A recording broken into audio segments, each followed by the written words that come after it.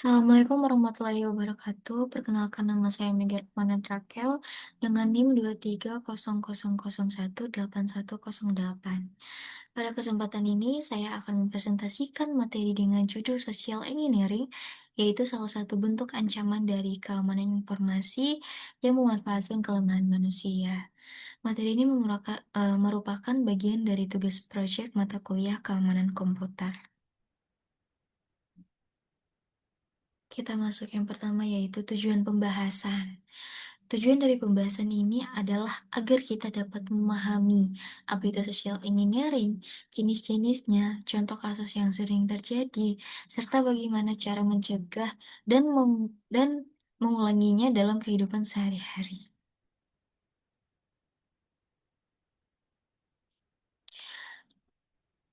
Lalu yang kedua yaitu pengertian social engineering. Social engineering adalah teknik serangan yang dilakukan dengan cara memanipulasi psikologi manusia ya teman-teman. Berbeda dengan serangan teknik seperti hacking, social engineering justru memanfaatkan kelengahan, rasa percaya, dan emosi korban untuk mendapatkan informasi penting seperti password, OTP, atau data pribadi. Slide yang ketiga yaitu karakteristik social engineering. Ciri utama social engineering adalah tidak memerlukan keahlian teknis yang rumit. Serangan ini lebih fokus pada interaksi manusia, sehingga seringkali tidak disadari oleh korban dan sulit dideteksi oleh sistem keamanan. Lalu yang berikutnya yaitu jenis-jenis social engineering. Nah, social engineering memiliki beberapa jenis serangan yang digunakan oleh pelaku. Berikut adalah beberapa jenis yang paling sering terjadi, yaitu yang pertama, phishing, yang kedua, spear phishing, lalu phishing, smishing, pretexting, baiting, dan juga tailgating. Kita masuk ke yang pertama, yaitu phishing ya. Nah, phishing merupakan teknik penipuan dengan mengirimkan email atau membuat website palsu yang menyerupai instansi resmi seperti bank atau marketplace. Nah, korban biasanya diminta untuk memasukkan data pribadi tanpa sadar bahwa data data tersebut tuh dicuri. Yang kedua itu spear phishing. Nah, spear phishing adalah bentuk phishing yang lebih spesifik. Pelaku menargetkan individu tertentu dengan menggunakan informasi pribadi korban sehingga terlihat lebih meyakinkan. Lalu yang berikutnya yaitu phishing dan smishing. Nah, phishing adalah penipuan yang dilakukan melalui panggilan telepon, sedangkan smishing dilakukan melalui SMS atau aplikasi pesan atau WhatsApp. Nah, biasanya pelaku mengaku sebagai pihak bank atau customer service. Berikutnya yaitu pretexting dan baiting. Nah, pada pretexting, pelaku tuh membuat skenario palsu untuk mendapatkan kepercayaan korban nih.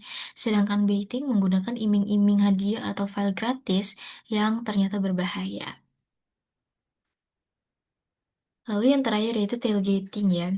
Tailgating adalah teknik social engineering secara fisik, di mana pelaku mengikuti orang yang memiliki akses ke area terbatas tanpa melakukan otorisasi.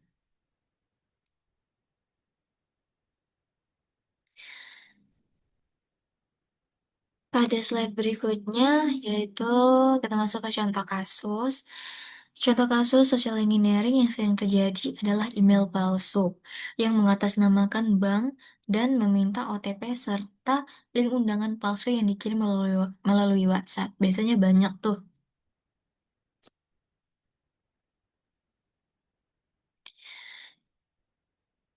Berikut yaitu analisis kasus.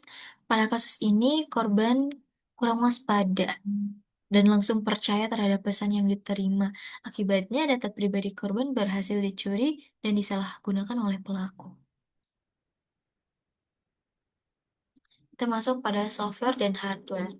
Di dalam melakukan social engineering, pelaku biasanya hanya membutuhkan perangkat sederhana seperti smartphone atau laptop, serta media komunikasi seperti email dan media sosial.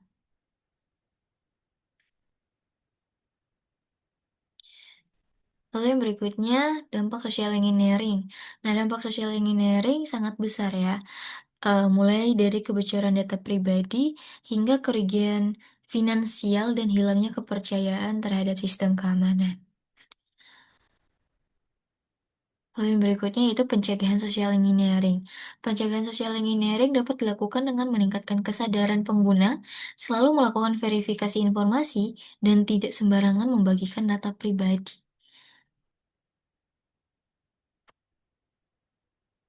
Yang berikutnya yaitu penanggulangan. Jika sudah menjadi korban, langkah yang dapat dilakukan adalah segera mengganti password, melaporkan kejadian, dan meningkatkan keamanan akun ya teman-teman. Lalu, yang berikutnya yaitu kesimpulan. Dapat disimpulkan bahwa social engineering merupakan ancaman serius dalam keamanan komputer karena menyerang sisi manusia. Oleh karena itu, kesadaran dan kewaspadaan menjadi kunci utama dalam mencegah serangan ini. Lalu referensi. Materi ini disusun berdasarkan beberapa referensi terpercaya seperti OWASP, Kaspersky, Cisco Security, dan BSS Indonesia.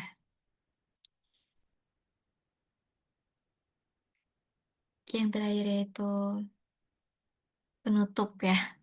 Demikian presentasi dari saya mengenai social engineering. Terima kasih atas perhatiannya Bapak, dan teman-teman semua. Saya akhiri dengan mengucapkan wassalamualaikum warahmatullahi wabarakatuh.